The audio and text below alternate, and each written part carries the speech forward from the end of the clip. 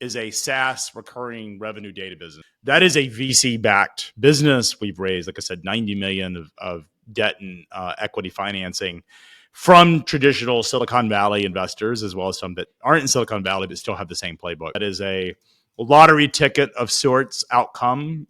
This needs a sort of an outlier outcome. And then Firecrown is buying traditional EBITDA businesses of assets that nobody wants or isn't very competitive. We're paying 3 to 5 times EBITDA. And the bet we're making is that these businesses are going to at least stay static or continue to operate with the same sort of fundamentals. We believe, and we have a track record of making them more profitable, improving them, driving some level of growth. Craig, great to have you on the pod. Good to see you. I'm excited to be here.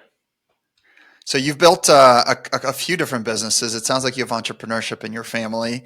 You're the founder of FreightWaves. From what I can tell, you guys are well over 30 million of yearly revenue right now. You also started Firecrown, which is a collection of businesses I'm excited to hear about. Thanks for coming on. Yeah, happy to be here. I did grow up in a family of entrepreneurs, so it's sort of in the blood.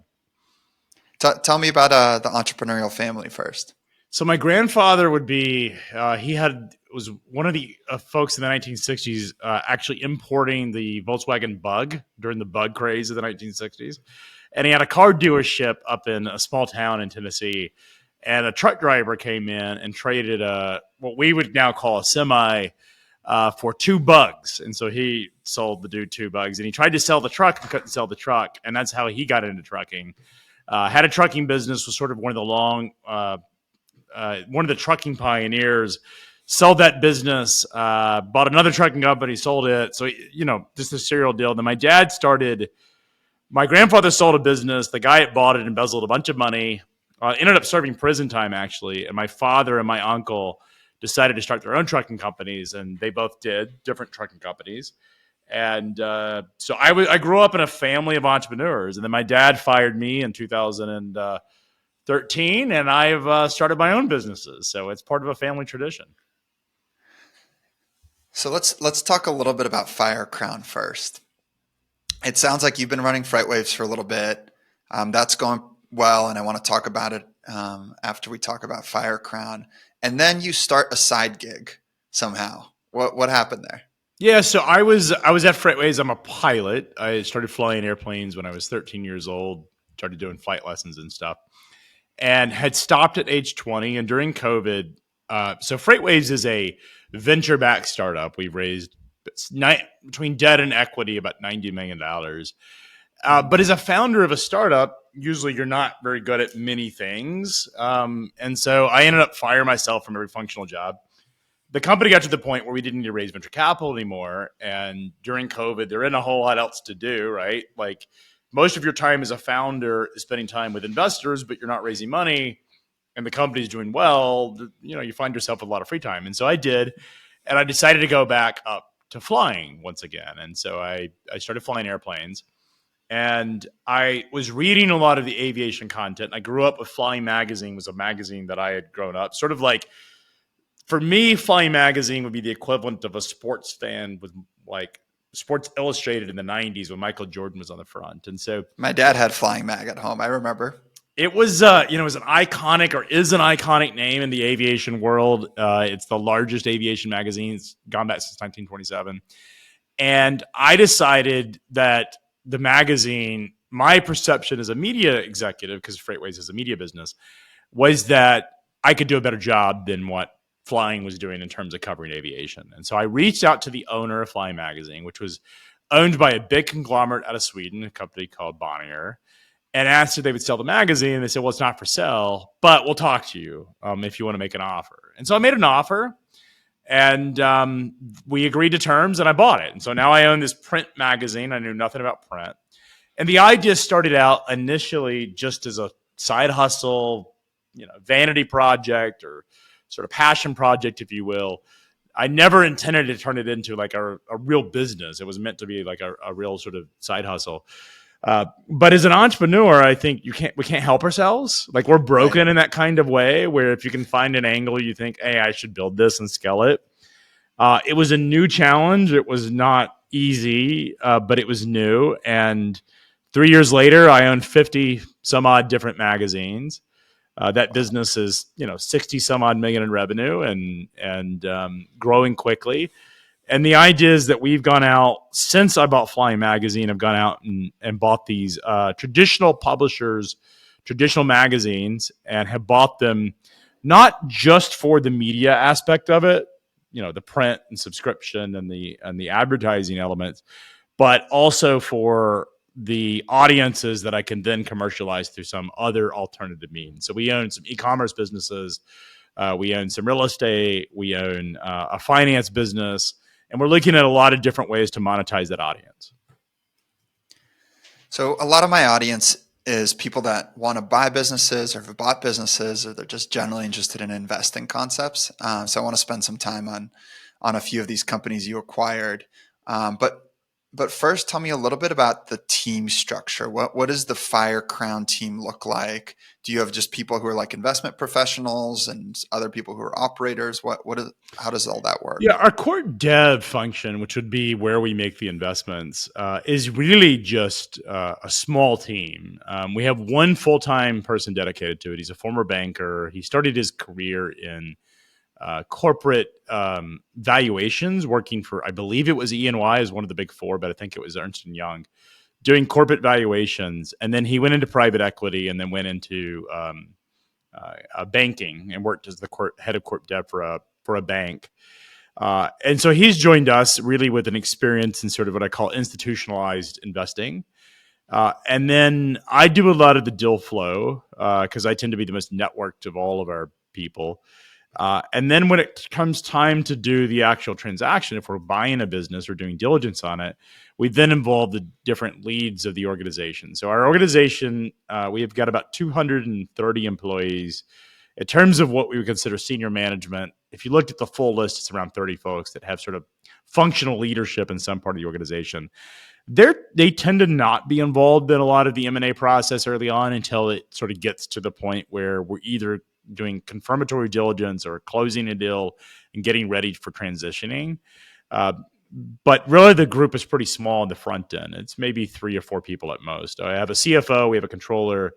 I just hired arguably the best hire. If you're going to be in any type of corporate development work, acquisitions, holdco, whatever you want to call it, the best hire that I've ever made was actually hiring a banker. And I'm talking about a completely different person, the one that was in Corp Dev. This was he was the president of First Citizens, which now owns SVB. He was the president of First Citizens for the East Tennessee region, which basically means that I think they had one branch, but they're big enough as a bank where they were seeing a lot of deal activity in the commercial market. He was also well networked with all the other bankers. And one of the things about acquisitions is you're using a lot of financing. We use a lot of bank financing. And so, it's nice having someone that can bring and shop deals to banks, because that's ultimately what you need when you're buying businesses or building a HOCO, whatever, is you spend a lot of your time working with banks and you need someone who speaks banker. And that by far has been the best hire I've ever made. And he's on full time with you guys. So when you have a deal that comes in, he's on full time. He helps, his original job, we have an aircraft finance business, and we were looking to diversify. It's aircraft loan origination, essentially loan brokerage is the best way to sort of describe it. I hired him to help us diversify the lenders, the banks that we work with, which he's been very successful at that. But I also started to bring him some deal opportunities and projects and said, hey, I need some financing for this particular deal. And he was able to sort of identify which bankers that we should have in the mix. And like I said, that's arguably the best hire I've ever made. If you'd asked me 6 months ago, would that role be successful, I probably would have said I would be doubtful about it. I'd never tried that.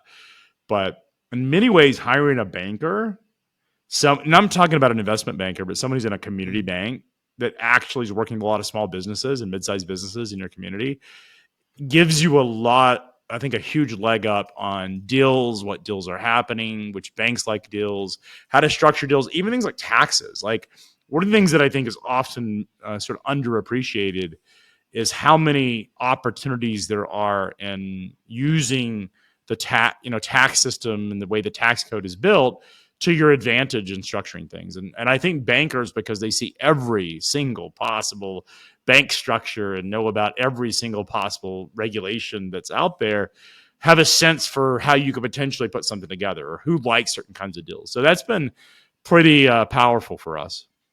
Can you double click on any of the tax advantages? Is there anything interesting that you think is worth sharing there? I mean, I think if you're talking real estate, opportunity zones are particularly interesting. New market tax credits are also interesting. We own a piece of land that's 1,500 acres that about half of it is in the opportunity zone. The other half was not in the opportunity zone. We started researching opportunity zones pretty early on in the process because it was marketed to us as that. And I understood how to set things up in the opportunity zone. But it turned out the part that wasn't in the opportunity zone was actually in something called the new market tax credit zone, which provides some really favorable financing for development that is different than the OZ. So those are some structures that are available. Also, just dealing with, so those on the tax side, dealing with structuring things the way banks can get comfortable. One of the things that we've started to really dive into are these sort of specialized structures, these SPVs, as SPVs or SPEs, these special purpose ventures or special purpose entities. And that means you're raising capital from other sources in order to buy one of these businesses. Is that what you mean by SPV? Well, we're raising debt from banks. And one of the things that you'll learn with banks is what they really care about at the end of the day, not just in terms of de-risking something, but how does it look in front of a regulator?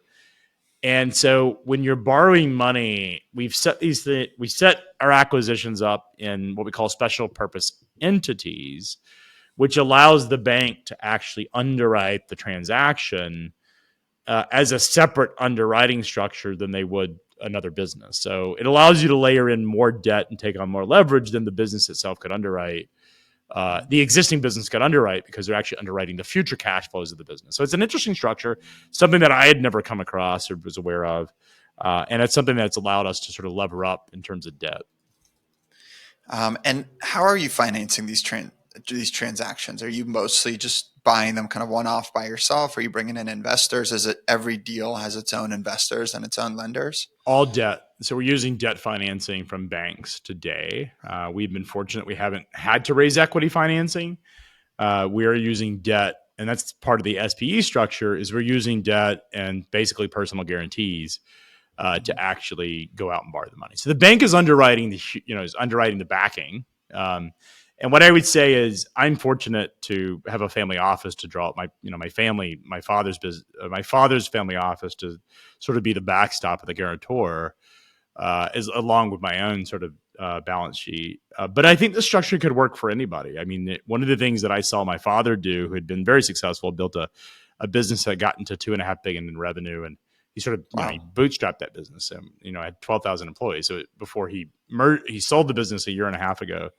I had seen throughout his life is that oftentimes you get these founders and entrepreneurs that are looking for financing. And rather than him having to write checks as investment, one of the things that he would do is he would go with the founder or entrepreneur to the bank and essentially become a guarantor. The bank had someone with a lot of sort of a really substantial balance sheet and liquidity behind it, but he didn't have to put his own cash into it. So he's using his own balance sheet to essentially finance transactions.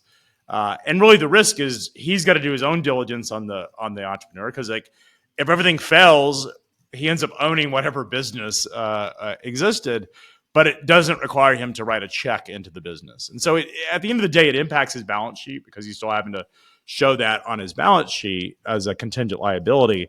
But it enables him to find ways to sort of get creative with structure that doesn't require sort of cash. And so it's, at the end of the day, what I have found in finance and in business is that oftentimes it's the size of your size of your liquidity isn't directly related necessarily to the amount of cash you have in your bank account or in your portfolio, but directly related to how much leverage you can put into something. And I think that's the more powerful part of the story is if you have a partner that can lever up and is willing to take those risks with you, that's probably the most powerful form of equity or the most powerful form of financing you could possibly get.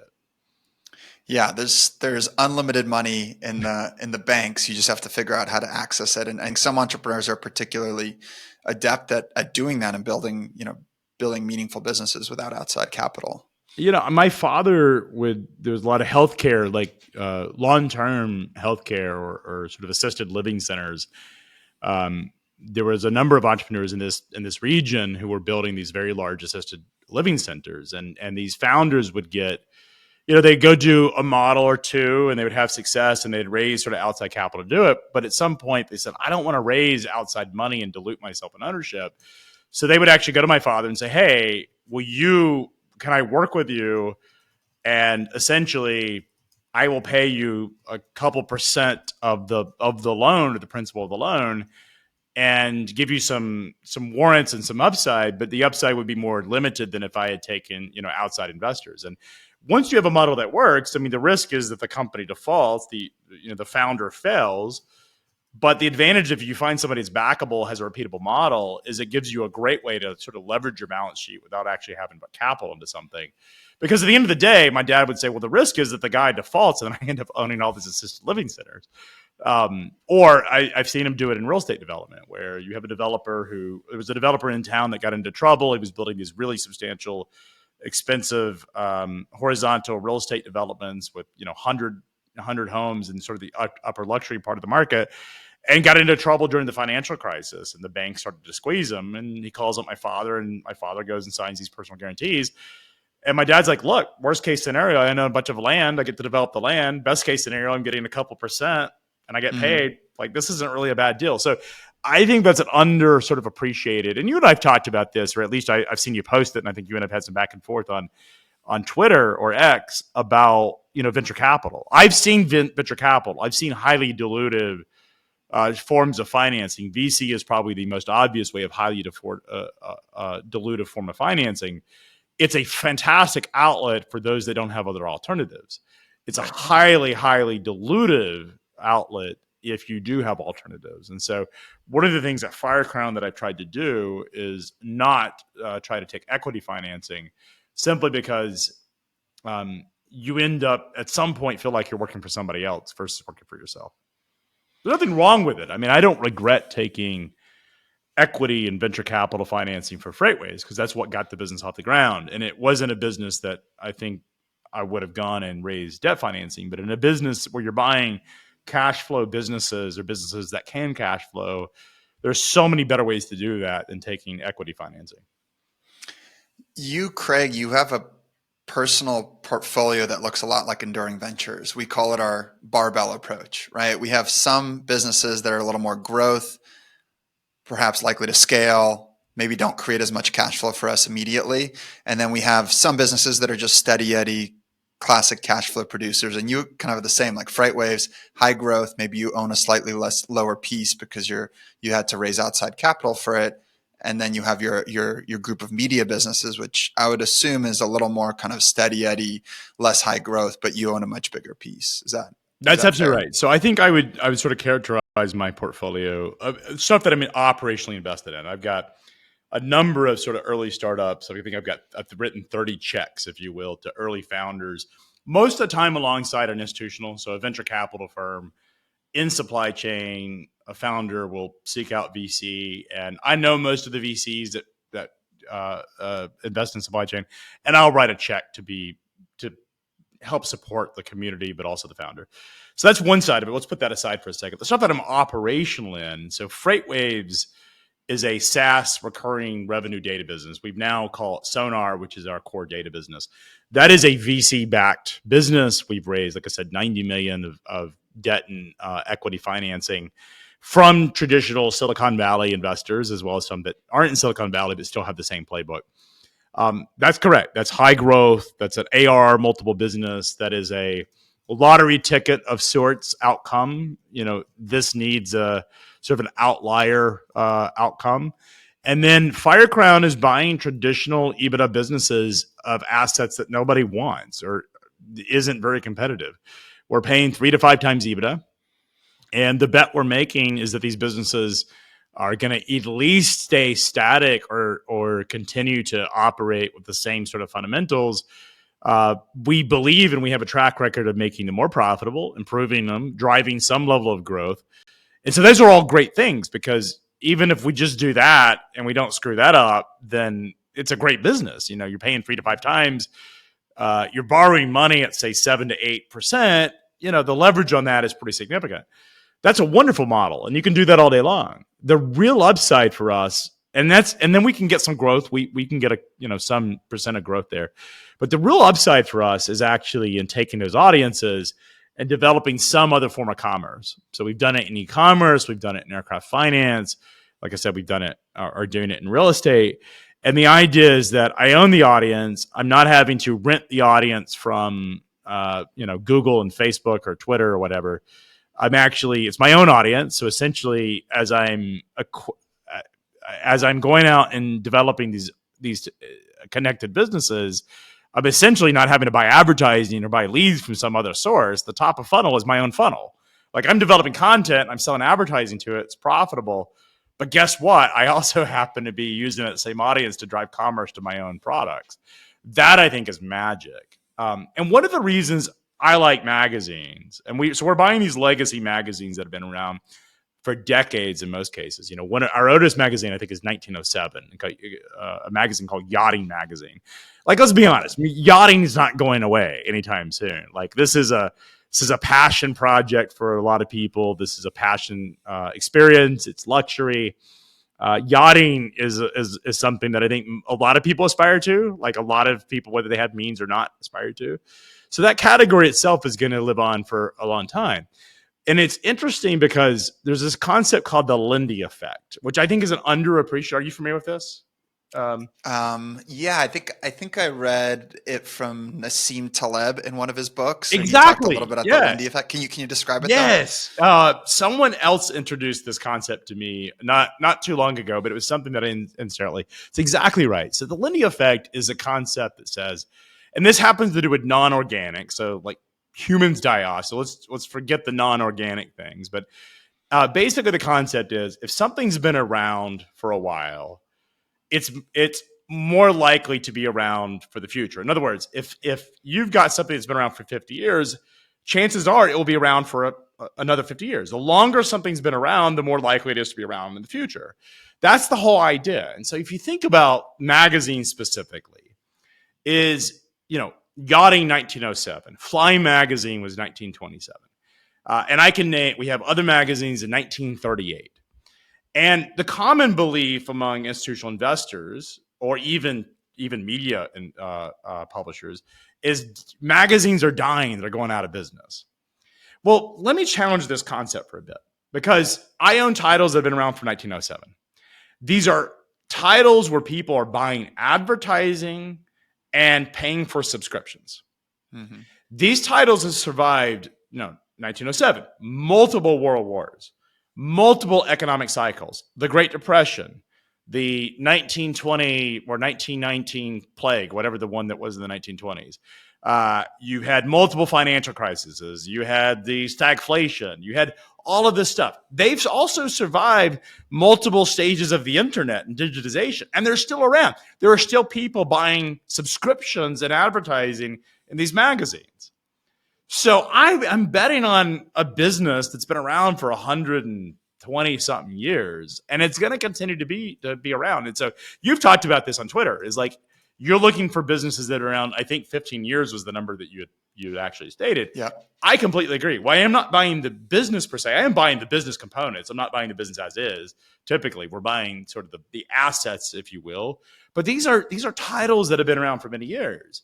And I think that is the bet we're making, is that while they may not grow at 50% year over year, they may not even grow at 10% year over year.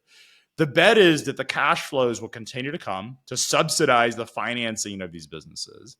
And then what we've got to do is be slightly better in terms of growing them through digitizing them, and slightly better, or even steps better, which is really the bet, in finding some way to monetize that audience outside traditional media. So the way I think of this is, not only do I have sort of the venture scale investment in FreightWaves, which is in many ways a lottery ticket, I'm actually building this sort of venture entrepreneurial studio inside of each of these brands. So think about it this way.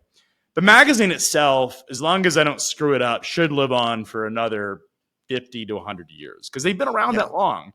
These, That's your yachting is kind of not baseline. going That's away. your foundation. That's the Downside foundation. scenario, you have this magazine that generates free cash. Yeah. Upside So scenario, you're incubating some 3 to 5 times, business. right? Like in itself is a great, if you're paying 3 to 5 times something, you're getting, your yield is 20 to 30%. You're able to pay off your bank. Great investment. Frankly, some of these are fantastic investments. And because they have such a long history, you can go back many years and look at how well these things are doing. So that's the easy bet. That's the easy part to underwrite and something we're absolutely attuned to underwrite. But the other opportunity is that venture upside, is the startup incubation. So what's nice about having the magazines is that I have a defined audience, which I already own. I don't have to pay a third party. I know if they're paying for subscriptions that they like the content associated with that. Now what I need to do is go find some other product or service that I can either go buy a company that is servicing this community or launch it cold. And essentially, all I have to do is solve the distribution problem through my existing channel. And that's the bet. And we've done that. So our aircraft finance business was doing 120,000 in revenue. We bought it. It is now doing about 150,000 a month. So 120,000 a year, it's doing 150,000 a month. And that's in 12 months. And so what we're seeing is that the idea that you can take the existing audience and drive upside absolutely exists. And we get the byproduct of all the other sort of monetization that exists. And so that's the business model. This isn't rocket science, and this can be done in any industry. You just have to own an audience. And look, I think a lot of influencers understand this. Like, I think you guys invested in Nick Huber, who's a friend who's taking his personal brand, has bought a offshore staffing business, and essentially using his personal brand to drive top of funnel to an outcome. He still has to run that business, but there is a foundational business there. But the bet you're making on him is that he can outsize that business and outsize growth because of the strength of his personal brand. Right. It's the same bet we're making on this, except I'm not betting on a personality. I'm betting on a community that existed for many decades that I can use the brand and the audience as a way to monetize some other activity. Now, the thing to keep in mind is I have to be pretty precise about what types of businesses I'm going to go buy. I can't buy something that the community would not buy. So one of the businesses we bought was something called the Space Store. It's the largest space merch store on the internet. And if you want NASA merch or SpaceX merch or whatever kind of space merch, we happen to have it. And the thinking was the Venn diagram for pilots and space merch, space nerds and pilot nerds there's a pretty big overlap. The bet was that we could take that aviation audience and drive top of funnel to the space audience. And it's worked marginally. Like we found that works well to a degree. But if you get too farther out, it doesn't work as well as I hoped it would, frankly. If you get too far outside your community, you're losing in many ways your license to sell into that community. They'll get annoyed and I by want to double click on that. I think this is like a really interesting takeaway. I think in theory, a lot of people understand, okay, I can be an influencer and I can promote a product and that's going to work. And it seems like you learned that lesson in FreightWaves with FreightWaves and Sonar, right? Media company driving value for your software business. And then it's a playbook that you're executing here, buying Flying Mag, acquiring businesses that you can sell with that audience. Now, what I've also noticed is I've noticed a lot of influencers promoting the wrong products, right? And then they say, okay, well, this doesn't work. It doesn't work. I'm not going to do that. So what have been the learnings so far? Like what is the right jigsaw puzzle for you own a media business? What is the type of product that you're working to buy as opposed to things that maybe haven't worked, similar to this space store? It sounds like it worked, but maybe not as well as you wanted. I wouldn't say it hasn't worked. It is because it actually has worked. It just hasn't been as organic as what we would have thought. Like the overlap the aviation audience that is subscribing to flying are connected to aviation and see us as a authorized voice and sort of give us the leadway to market products to them in that community. What they don't want us to do is sort of try to push them way outside the They come to us for aviation content. They come to us for aviation services and products. What they get a little bit annoyed with is if you start trying to oversaturate them with something that's not core to the reason they're there. They see you as an authorized sort of source in aviation, and they're okay with aviation commerce. I think we own 3 other aviation e-commerce businesses that have done exceptionally well. But when we're talking about Space Force specifically, the Venn diagram isn't as tight as what I want it to be to drive the aviation audience into the space audience. Now, I happen to own Astronomy Magazine as well. I bought that after the fact. So I look at each of these as sort of beachheads. So we bought the flying, then we bought Space Store, and it's like, okay, what other content can we attach to the space nerd community? Well, Astronomy Magazine came up for sale, and we bought Astronomy Magazine. Well, naturally, the astronomy nerds and the space nerds are one and the same, and so we were able to make that work. But the flying audience wasn't. I'll give you another example talking about influencers. So I was in the payment card business. I ran a company called Transcard that's in payment processing, and this would have been 2000. I want to say 2010, 2011 timeframe. I don't remember the exact date, but Kim Kardashian, through a partner, came to us for the Kim Kardashian prepaid debit card, and Kim Kardashian at the time was the hottest influencer and probably the OG of influencing, if you will, of sort of modern influencing. Someone who's famous just for being famous, which is like, I think a lot of influencers are famous for being famous. This is really like pre-social media even, or maybe the earliest phase of social media. Anyways, so Kim Kardashian creates this thing called the Kardashian card. It had a K with a KRD.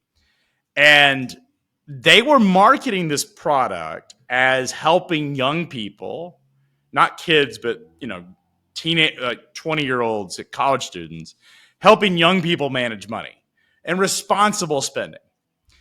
And first of all, they're the wrong people to be like. The Kardashians are not known for being like responsible stewards of money. Like they flaunt money and luxury. That's the part of the brand, frankly, is like their jet. I think they own a G650 that's like $150 million. That's twice as much as like the standard. Yeah, Kim Air. It's like, I'm a huge Kim Kardashian fan. I spent years hating, and now I'm all in. So I know these people. Study the model. I agree with you. It's funny how when you don't appreciate media and you don't appreciate personalities, you don't get it. You're like, how are they famous? How are they doing this? And then when you actually get into the business and you see someone of brilliance and you're like, they're so smart. And I became a Taylor Swift fan for that same reason, which I was so turned off by Taylor Swift early on because her music, I just found it to be, I found her as a personality to be like, not someone that I enjoyed. It was sort of everywhere. But as I got into media, I became like, holy shit, like Taylor Swift is the real deal. She's probably the most brilliant marketer of her time. But getting back to the Kardashians, there was the community was highly offended that Kim Kardashian was trying to hold herself out as some like financial literacy expert. And the whole thing bombed. We sold like 60 cards. We were the processor. We were just the back-end computer system. Like we weren't the one marketing it. But they sold like 60 cards in total. They had, I think, the Attorney General of Connecticut like started to investigate them. I remember that week we were that card program was a topic on CNBC's lunchtime. So Saturday Night Live skit as well that came out that week about that one product. And it was my first sort of realization that if you're going to be an influencer or you're going to have a brand, you got to stay on point. Like Kim Kardashian could have made millions of dollars in selling all sorts of products. And we've seen this, cosmetics are a great example where they've done it. Clothing and health and beauty, those things absolutely make sense. But financial literacy, A, it didn't work. They sold a total of 60 cards. And B, it created a lot of heat for them. No matter how much marketing they poured into it or how much attention they poured into it, it didn't matter. It actually, the audience repulsed it because they said, hey, this doesn't make sense for us. And so I think those are sort of examples I see is I think if you're going to be an influencer or you're going to have a media brand that drives top of funnel, it's got to be on point. It's got to be, your audience expects you to sort of perform a certain way. And if you sort of get outside that, if you violate those expectations, then it can actually cause some backlash among the community, as they will reject you as an authorized authority for whatever topics or whatever brands and products are off or sort of off. And in some ways, I think you can jump the shark. And I think in the case of the Kardashians, while they didn't destroy their brand, they certainly didn't. That thing died as fast as it came in. Yeah. It certainly did and not. I'm sure help. from your perspective, like, you were pretty excited at the time. You were like, "This is going to be huge." I hope, Well, as an entrepreneur, we're just kind of hopeful, right? What was your state of mind? We were a processing business, which is kind of a boring way of saying, like, we're just a back-end platform. Yeah. And for me, I didn't care. It was we did like 400 programs. So it was like one of 400. It wasn't, I just remember when we got the fee schedule, which I found highly egregious, by the way. Like, when the program was about to launch, we got a list of all the fees that the Kardashian had piled on. And I remembered I asked our head of compliance, I was like, are these even like legal, these fees? Are they allowed to charge? We don't set the fees, they did. Yeah, you're certainly excited to be associated with something, right? And you certainly hope that things will come about it and be successful. But we had no investment. There's no downside for us other than just a lot of effort and energy put into that. But those are just examples of things that I think influencers or people with sort of communities have to be careful that they stay within sort of the realms of what the audience will trust. It doesn't mean you can't test things, and I certainly have done this at Flying, is sort of test things. And one thing we have done in our real estate is, there's been a few times we sort of like have pushed the envelope in marketing our real estate, and our audience has sort of pushed back at that. Even some of the existing advertisers be like, hey, this is too much. You're talking about too much of your own projects and not enough about the actual subjects. You got to be careful to sort of not do that too often or too much. That's good. I like that. A niche community that's diehard will always puch back. They're like their own cult, right? They have their own culture, and they're like, okay, this is infringing on who we are. Yeah, it's like it's in many ways they're going to send out the white blood cells, right? Like if they see something that feels like it's going to make the community sick, especially when you look at communities that are decades long. Like the community, and this is, I think, if we're talking influencers specifically or anybody that runs a public brand, is one of the things I think you have to do is you have to listen to your community provide feedback, because they have an expectation of you. And they will let you build things inside the community, but they'll also tell you when you're violating that norm. And I've seen this in my own job at FreightWaves, even, where if I go too far into some topic or double down too deeply, the community will push back. That feedback will come back that I've made them uncomfortable, and then I have to evaluate whether I want to push that realm or come back. Mm. What have you learned about buying media businesses? I'm sure your thesis has changed over time, similar to ours, how it's changed in relation to the businesses we buy. Are there certain KPIs you look for? Are there certain categories? Any things you prefer not to touch? Any specific scale you care about? So when I first started the journey of buying, I'm not talking about building, but I'm talking specifically about buying, I did not want any print magazines. Because I thought print's dying, it's a dinosaur. Now that's all I look at. Like digital, I actually look at in a very negative light relative to print. This was really surprising because it's kind of a counter thesis. Because most people think that print is the drag. In fact, if you look at valuations, digital businesses trade at a much higher valuation than print businesses do. But one of the things that I think is attractive from print is that if, again, I go back to the Lindy effect, if the print magazine has been around and there's still subscribers paying for it of substance, then theoretically, you can underwrite that for another, however long. Like you can bet that audience is still going to stay with the content, and you're still going to be able to monetize it. And there's something substantive about print that doesn't exist in digital. I also think that the cost to produce content is rapidly going to zero. Like it has been there, but it's even with AI and just the fact that, even we saw this during the election, is that, these podcasts became the new media platforms, right? Mm-hmm. In digital, it's so easy to produce content that the cost is rapidly moving to zero. And therefore, it's harder to have something of substance in a digital world because the pace of change is so rapid. And one of the things about print is while the trends in broader media are certainly not as positive as the industry would like it, print has been tested as a format through all these different cycles. And if it's still around, chances are A, will be around, but B, there's actually a substantial moat because of the complications of how to build a print magazine. There's substantial cost barriers of entry. Um, it that actual moat in terms of cost structure makes it hard for anyone just to go do it. These are not publications that, and I see this a lot with sort of single publication magazines, is where the company does $1 million or $2 million, and that founder is just struggling to get by because the cost to produce that is about that cost. You need about $2 million. If I see a magazine with less than $2 million in revenue, chances are that business is not profitable, or the entrepreneur is doing 90% of the work. And so I think that's actually a pretty awesome moat for businesses, because we can buy those magazines, have instant leverage because of the platform elements and economies of scale, because all that infrastructure that founder was trying to just deal with and stay afloat is no longer something you have to afford.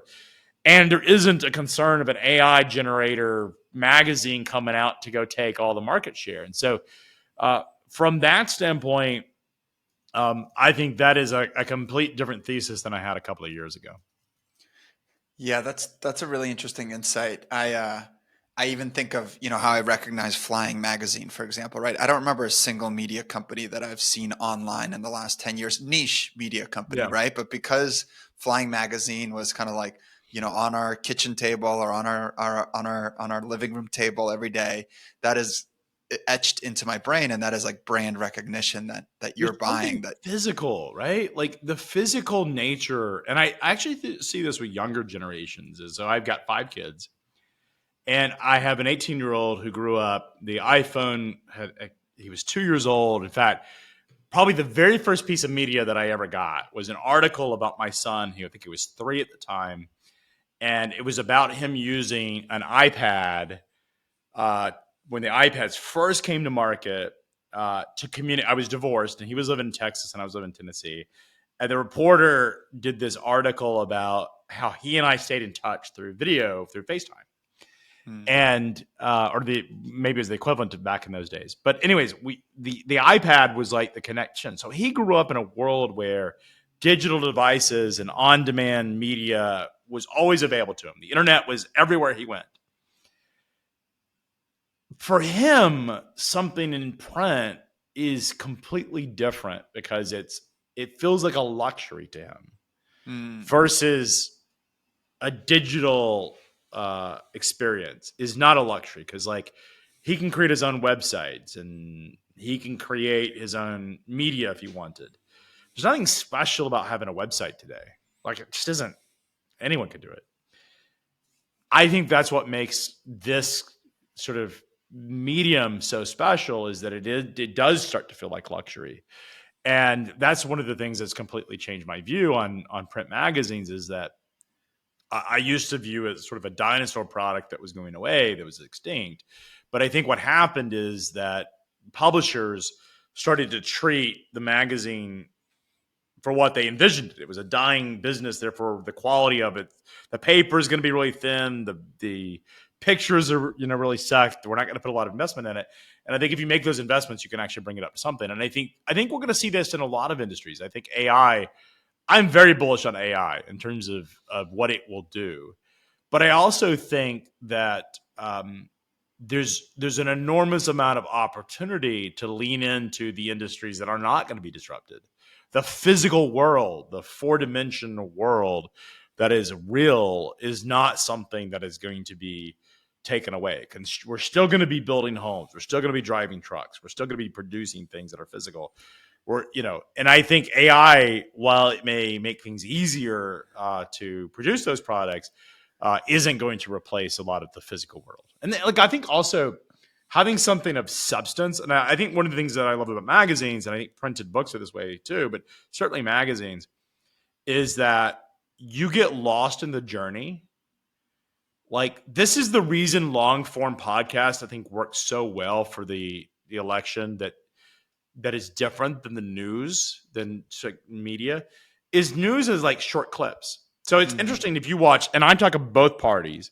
If you watch a speech or a podcast that Kamala or Harris did, and you watched or listened to a podcast that Donald Trump did, and you listen to the whole thing, and you didn't let someone else clip that for you, you realize that whether we're talking on the right side or the left side, oftentimes someone took a tiny thing out of context and clipped it, and that became the clip that got shared around the world.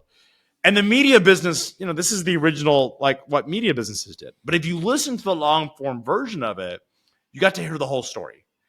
And I think that is ultimately, like, magazines offer that, because you have this printed version where you're able to tell a much longer story that isn't being interrupted and isn't being manipulated.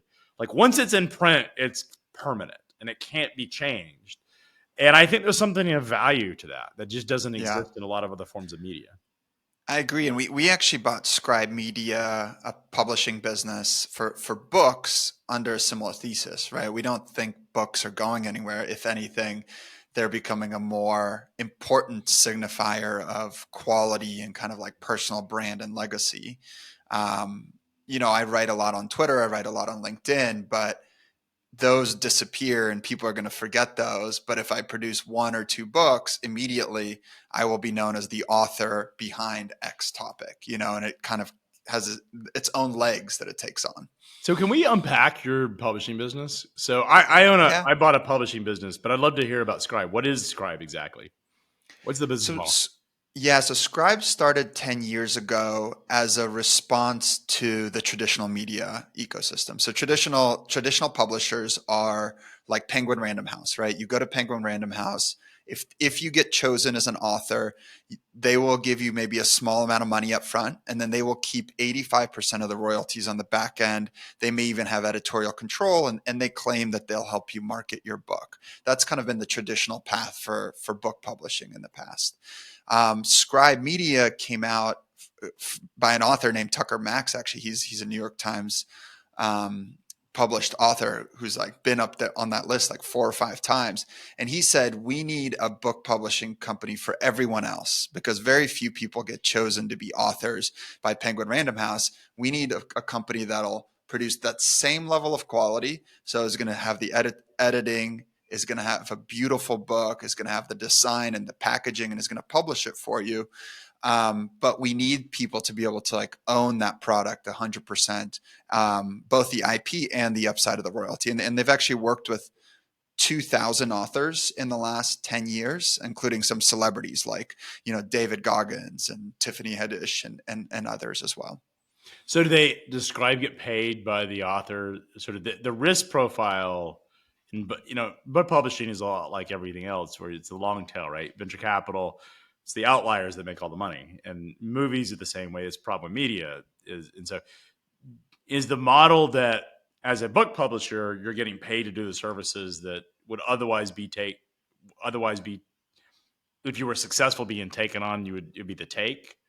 Like, Yeah, it's actually not a royalty business. It's basically a luxury like publishing house, like a gotcha, services business. I see. So people pay a specific fee. Some people want a ghostwriter, so they might pay a little bit more. Mm-hmm. Some people already have their manuscript, and some people want kind of like the full package with the marketing and the PR. So there's different levels. They charge, and then they'll take care of everything else for you. And it takes about 8 to 12 months to produce a book end to end and get it out It's into the amazing. world. It is. Yeah. What's amazing is that these models have a chance to sort of flip the traditional business model on its head, right? Because, like, I think one of the things that's really remarkable about this modern economy is that the the gatekeepers are ultimately gone, and now you have these Right. new business models that are sort of opening up. But to your point, printed books do provide a level of credibility that someone writes a blog post. And I found this out when we were doing, I would have people submit articles and we would publish them digitally. They were highly offended by that because they wanted it in print. And there's just something different, as I learned, that people view about credibility of someone that's been printed versus someone who's done something digitally. So I totally believe that. And as like one anecdote, I agree with you. We're in this state where we don't we no longer need the gatekeepers who are going to go out and market our books, right? Like you have an audience on the internet, I have an audience on the internet. David Goggins, who wrote a book with Scribe, he has millions of followers on Instagram and YouTube. When he published his book, he received 100% of the royalties on a book that sold over 5 million copies. wow. So he made tens of millions of dollars as opposed to a situation where, might have made like a couple $1 million with a traditional publishing house. So for people that have an audience, you should, you should really like own your IP, own kind of the upside is my position. It's amazing. I want to ask you a quick question. One last question on the media and product business. And then I want to ask you about something that I saw in your profile today. So from what I can tell, you bought a plot of land in Tennessee and you were building like a development there. Can you tell me a little bit about that and what the vision there is? Yeah. So 3 years ago, we were looking for a media center for Fly Magazine, and I went and tried to find a hangar space that I could put next to an existing airport. And the problem was like the regulatory requirements and the time to do that is measured not in months, but years. And so after a while, I decided, well, if I'm going to build a media center, I need to go build my own airport, like a strip. Because like if you're going to bring airplanes in to a media center to do video, you can't bring them to a downtown studio. Like it has to be near a runway. And so we went out and I found a piece of land, 1,500 acres, and decided, well, this is not only just a runway, but we could build homes, build a community and a destination. So that's what started the process. Was we started to look at this as a much bigger project. One of the challenges of that is that when you're building horizontal development, this is actually one of the things that's frustrating, is the amount of environmental requirements and architectural and engineering requirements that you go through. So a lot of regulatory morass that you have to deal with just to invest in those projects. But the idea is that we're building a fly-in community for pilots to fly into, home sites, resort that they can stay at, and essentially we built this community for pilots by pilots, and that's the idea behind it. I think what we're sort of what's evolving there is the potential to sort of think about it from a how do we get a sort of anchor tenant resort to come in and build that project separate than us, and have the flying community sort of feed into it. So that's something we're looking at right now. And that's where we're sort of currently sort of positioned on it. But the idea is I'm selling to my community. Like I said, it's just top of funnel. I've got the audience. I've got the aviators that love flying, and pilots want to be near, boaters want to be near the water. Pilots want to be near the runway. And that's the idea, is that you have this luxury audience with a highly affluent audience that has disposable income. And if you can provide products and services that they would naturally want to buy and sort of create an experience for them, there's a lot of opportunity to do that. And sort of the idea behind the fields. And what stage are you guys at? Are you in entitlement? Have you kind of We've done designed all what you the think the homes are going to look like? we've got the environmental permitting. It was 2.5 years. This is the type of stuff I talk about. I think we spent well over $1 million just in like studies to get through the process.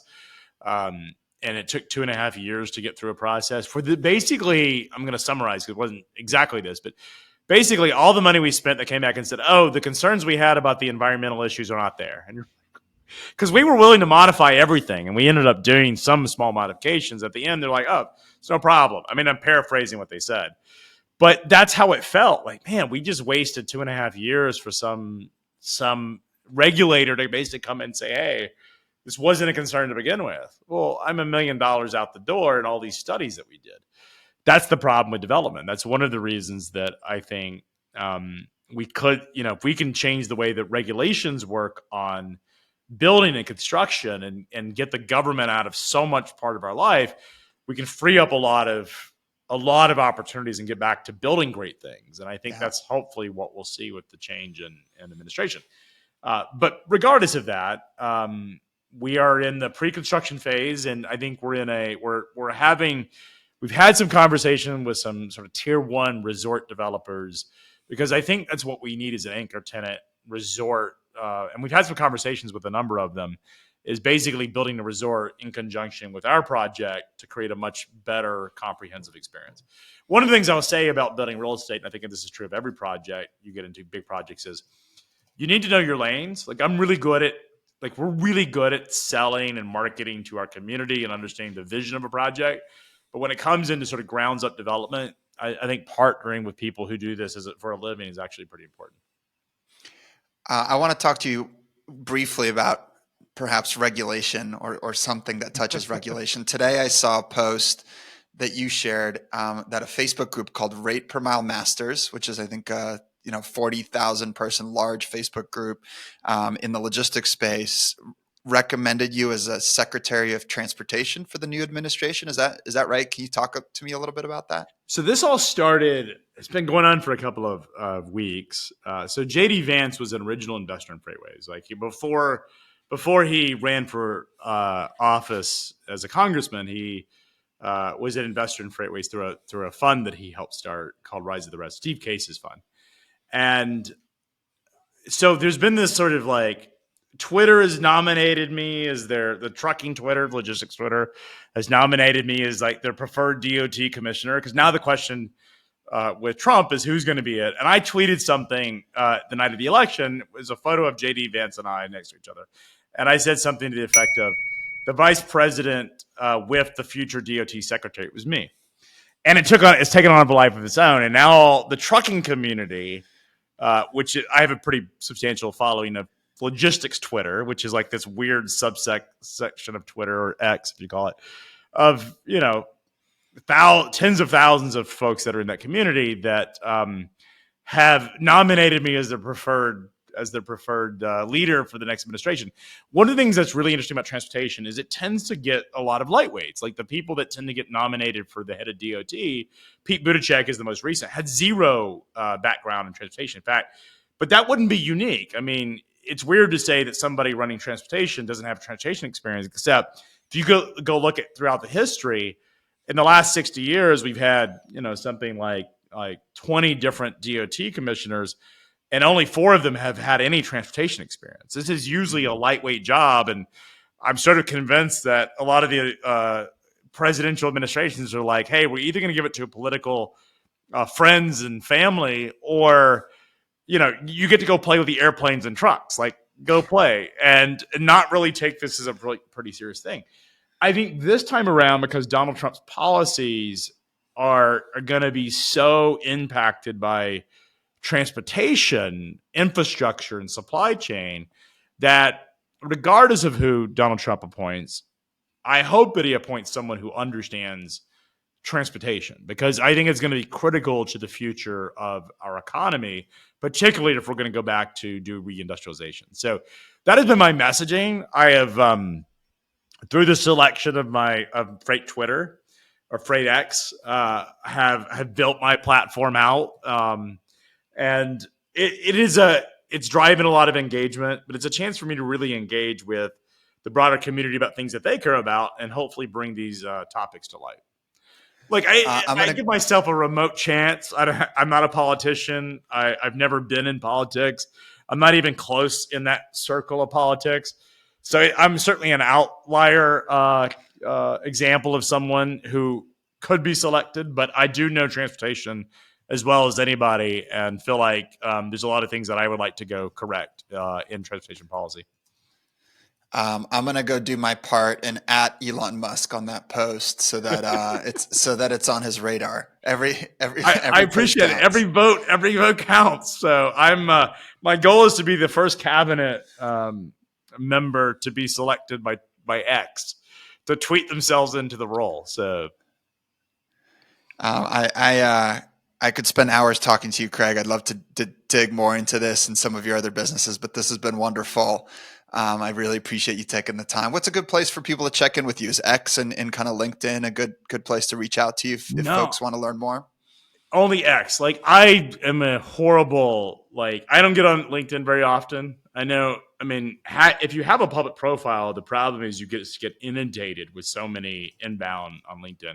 LinkedIn is just, in the last 6-7 years, it's just trash. I mean, it's hard to navigate. I have 1,500. This is not an exaggeration. 1,500 invites into LinkedIn, and I get a couple hundred a day.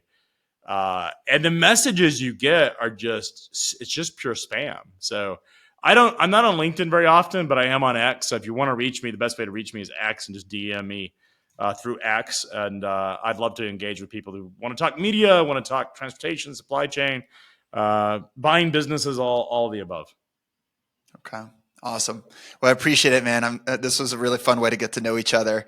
I'm so excited to see what everything turns into. We'll see where it goes. So yeah. And if I get to Washington, we'll do a podcast up there and talk about innovation in Washington, maybe. So.